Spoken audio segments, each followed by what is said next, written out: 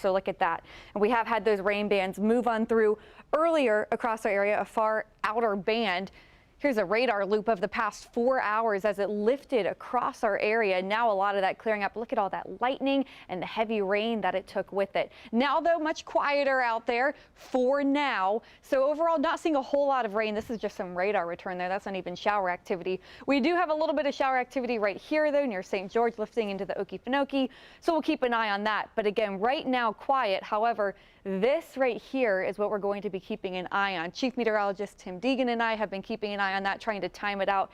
And Tim, we have a new update as of 11 o'clock too. Some bad news here now, expected to make landfall as a Category 4. Yes, as Lee and I have been mentioning, and the rest of the First Coast team, we've been watching that the ingredients have been there if it all came together, and it looks like it is coming together. We thought we'd have a rapid intensifier, and remember, there's a scientific threshold for what rapid intensification means. That is, it's dropping. The pressure is dropping. It's intensifying at about 2 millibars an hour, and that is happening, maybe 3. The lower the pressure, just think of it as the lower the pressure, the lower the drain, the faster the flow has to go in toward that, and thus the winds will pick up to that as well.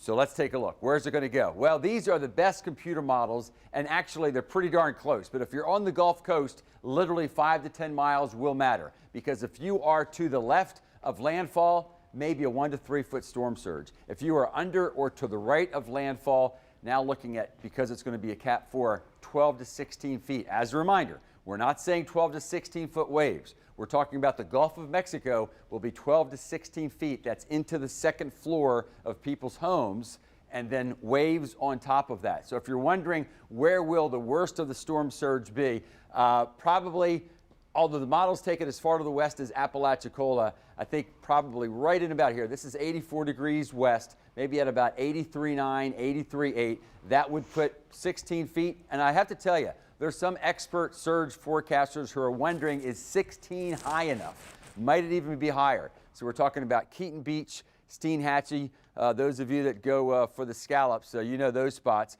But the concern for at least over a 10-foot surge and maybe to 16 goes all the way down to Horseshoe Beach, Cedar Key, you saw that shot, and possibly on down to Yankeetown. So we're talking about a large portion of what we call the Big Bend and then the Nature Coast. But that's the Gulf Coast. I wanted to put that into perspective because although we are watching closely for you folks, especially in Camden and Glen, why Camden and Glen versus Northeast Florida? Because although we're not going to have the classic surge because it's coming at us from the Gulf, as that hurricane comes at us, the winds are increasing over the Atlantic waters from the southeast. And because Camden and Glen County face the southeast, then the water can pile in a bit. Now notice the yellow is actually up to 4 feet. And notice you don't see the 4 foot along the outer islands. It's because the water gets into the estuaries and then starts to pile up. Now it's right at 4 feet where would start to be the need for evacuation. At this point, because it may barely make it there, we're probably talking about some flooded roads there. Notice though, as we get down to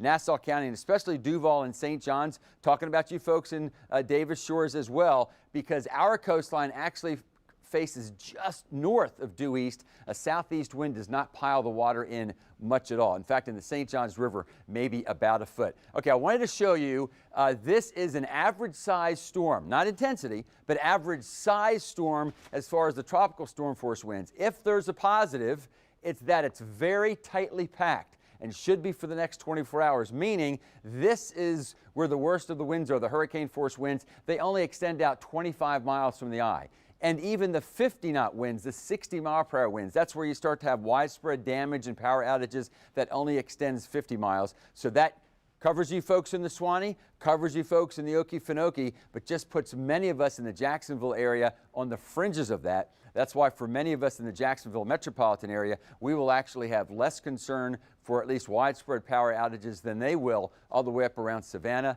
Hilton Head, and Myrtle Beach.